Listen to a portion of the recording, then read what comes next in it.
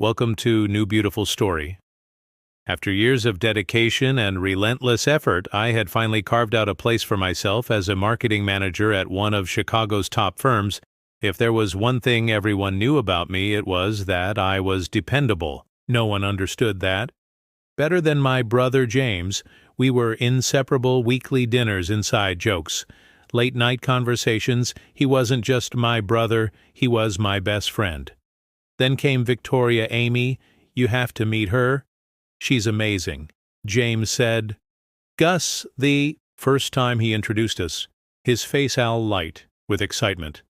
I'm sure we'll be great friends, Victoria had said with a smile that didn't quite reach her eyes. At first the changes were subtle. A cancelled dinner here, a forgotten text there, sorry. Amy. Victoria. Already made plans for us. Tonight, James would say apologetically. Then it was entire weeks without a word. My best friend Diana was the first to call it out, girl. When was the last time James actually showed up for your Thursday coffee? She asked one afternoon, raising an eyebrow. He's just busy wedding planning and all. I said, forcing a smile, or maybe someone's keeping him busy. On purpose, she muttered under her breath. Even Victoria's sister Chelsea seemed uneasy at a family barbecue. She pulled me aside, her express. Fresh intense, Amy, I need to tell you something about victuals. Victoria's voice rang out, her smile tight, her tone ice cold. Mom needs you in the kitchen now at work. My colleague Maris tried to warn me too. You know, I've heard some stories about Victoria. From mutual friends, but I brushed it all off. I wanted to believe. James had found someone wonderful. Then came the wedding planning. Victoria took over everything. I wasn't invited to the dress fittings, the cake tastings, or Thevenue tours.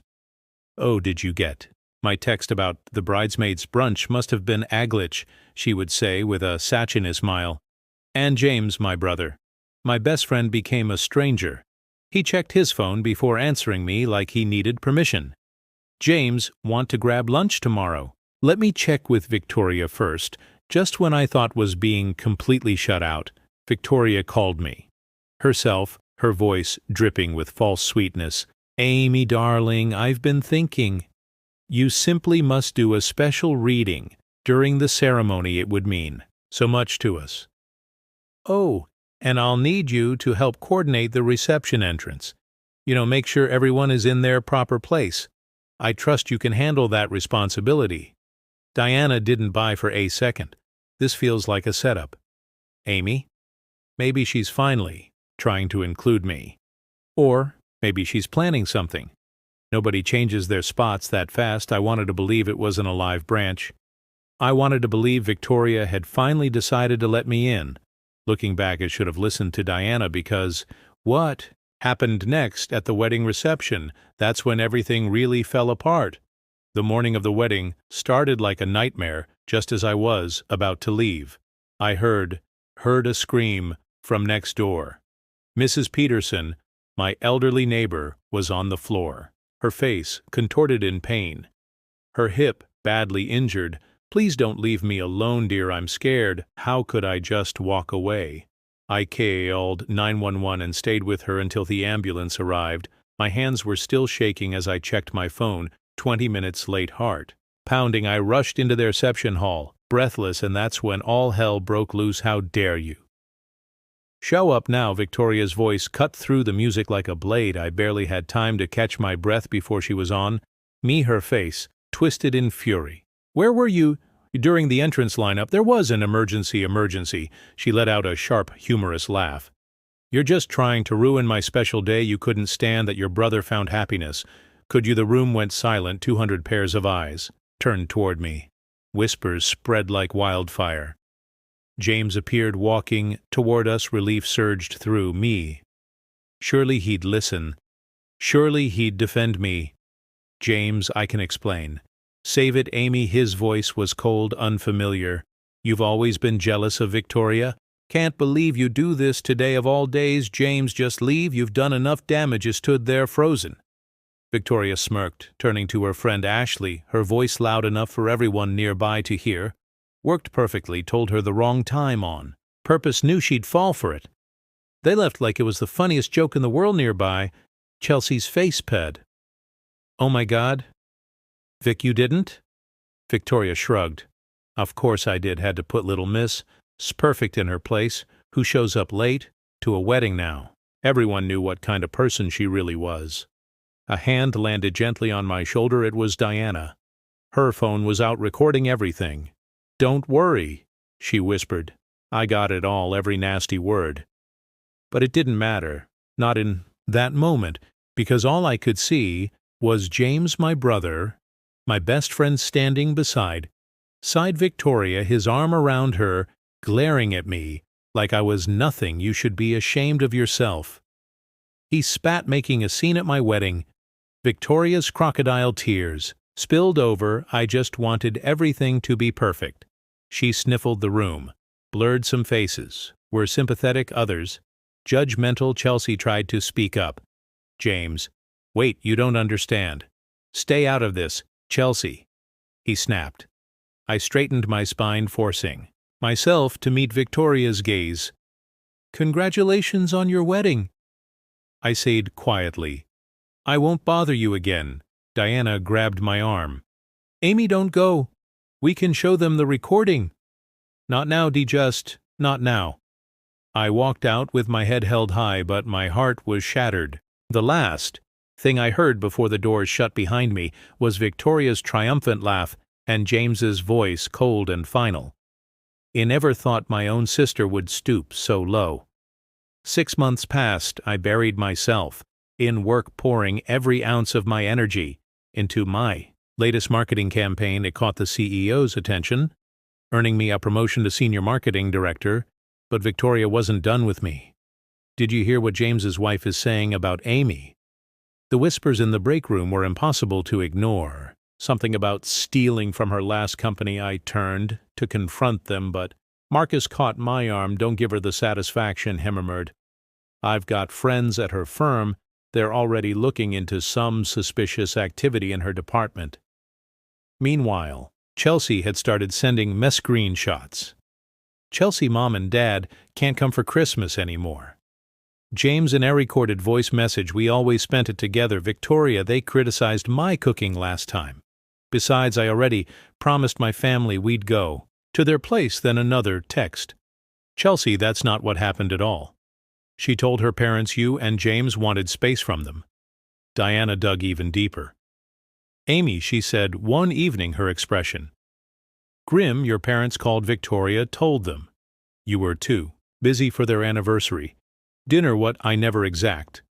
Like Diana said, I've got 10 more examples of her lying about conversations that never happened. And then, the breaking point. Chelsea called me, her voice shaking. She screamed at Mom. She choked out Mom, brought over soup when James was sick, and Victoria said she was undermining her as a wife in the background. I could hear James, his voice sharp with disbelief. "Did you make my mother cry?" Victoria's voice defensive. "She's suffocating us, always dropping." Byron announced. Chelsea's response was steady. She called. "First you said it was fine. Oh, so now you're taking their side, just like your ungrateful sister."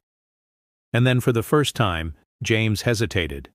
"Leave Amy out of this," he said, his voice quieter. A crack. A small one, but a crack nonetheless. And then the truth began to unravel. Marcus stopped by my office. Remember those friends at Victoria's company? He asked. They found something big. She's been funneling client payments into a personal account. Diana uncovered more. "I talked to the wedding vendors. She didn't just mess with your timeline, she did it to half the wedding party. I have emails proving she created chaos on purpose to play the victim." And then Chelsea's latest message arrived. Chelsea, James found Victor, his burner phone. She's been texting herself, pretending to be different family members, stirring up drama. Another text. Chelsea, Dad stopped by their house today. Victoria screamed at him for bringing James's favorite childhood photos, called it emotional manipulation. Then a voice recording James, his voice shaken. "She did what, Chelsea?" Her tone exhausted. "You should see how she talks about your family, and in our group chat. I saved everything." One final message. Chelsea. James found Victoria's notebook. A pause. Chelsea. She had a whole plan, a step-by-step strategy, on how to isolate him from everyone, starting with you, Amy. And then, for the first time in months, my phone lit up. With James's name, I stared at it and let it go to voicemail. Some bridges once burned should stay. That way I had a meeting to attend. The news broke like a storm. Victoria's perfect world imploded. Spectacularly, an anonymous tip exposed her embezzlement scheme. My phone buzzed with a text from Diana. Turn on the news. Chelsea called seconds later, breathless. They found everything. Amy, the fake accounts, the forged documents, she's looking at serious time. And just like that, the house of lies collapsed. Then came the flood of revelations. Chelsea had finally shown James everything: the burner phones, the manipulative texts, their recorded conversations, every calculated move Victoria had made to isolate him from his family, from me. My assistant poked her head into my office. "Miss Anderson, your brother's here again." He didn't even look up. "Tell him I'm in." A meeting, a pause. Then his voice raw, pleading, "Amy, please." James pushed past her before she could stop him. His face was pale, his eyes desperate. "I was wrong," he choked out. "I see everything now." He finally looked at him. The brother I had once adored. The one who had thrown me away 3 years too late. "James," his shoulders sagged. "She manipulated me and you let her." My voice was steady, cold every time she hurt me. Every time she hurt our parents. "You chose her," his face crumpled. "I'm getting a divorce. Please, you're my sister." I shook my head. "James, I was your sister." I turned back to my desk. "Now I'm just someone you used to know." The fallout was swift. His law firm put him on leave. Turns out he wasn't just blind to Victoria's manipulation. He had unknowingly signed off on some of her financial dealings. Victoria, meanwhile, wasn't going anywhere except prison. Being married to a convicted felon wasn't great for a corporate lawyer's image. That night Diana showed up at my door with a bottle of wine she held up, an envelope smirking his second wedding invitation, she said, setting it on the counter. "He knows you moved." I sighed, swirling my wine. "Paris is lovely. In June." I mused, and just like that, I booked our flights. Victoria's sentencing came and went: 5 years for embezzlement. James filed for divorce before she even made bail. Chelsea told me about it, but by then I barely reacted. I had already moved on. My housewarming party was packed with real friends, no toxic. Familia Loud Marcus arrived with his famous lasagna, setting it on the table with Agrin to Amy's promotion to VP of Marketing. He toasted, and to Karma Diana added, raising her glass. My phone buzz, another message from James. "I'm getting married again. Sarah's different. She'd love to meet you." I stared at the screen for a moment before clicking delete. "You sure about skipping his wedding?" Diana asked. I smiled, pouring myself another drink. "Some bridges should burn," I said. Simply. "Besides, I hear the Lao is gorgeous that time of year." The last I heard, Victoria was still sending desperate letters from prison begging James to understand, claiming it was all just a terrible misunderstanding. Chelsea sighed when she told me about it. "Have finally blocked her. Number," she said, "good as for me." My walls were lined with framed photos from our parish STP, soft golden light spilling over the sand, the delicate iron lacework of the Eiffel Tower, the quiet serenity of a morning. No family pictures, no wedding memories, no reminders of what was, just images of the life I chose: successful, peaceful, completely toxic-free. Because sometimes the best revenge isn't getting, even it's walking away. Building something better while they drown in theme as they made. Let them deal with their own karma. I'd be too busy sipping champagne under the Eiffel Tower to care. Diana dropped off my mail one afternoon, tossing another postcard onto my desk. Another one from James. She said I didn't even glance at it, just added it to the pile of unopened ones in my drawer. Some chapters need to stay closed. I looked out over the city skyline, the golden hour painting, everything in a soft, warm glow. My life was fuller without the drama, richer without the toxicity, and absolutely perfect without The family that chose lies over love besides Paris was calling again, and this time we were staying. For a month, what would you do if your sibling chose their toxic spouse over? You then came back years later, begging for forgiveness. Would you give him another chance, or would you protect your peace like I did and choose Paris instead? Drop your thoughts in the comments. I'd love to hear your take on family loyalty versus self-preservation. And if this story resonated with you, don't forget to like and subscribe for more real stories about overcoming toxic relationships and choosing yourself, because sometimes the hardest choices lead to the most beautiful destinations.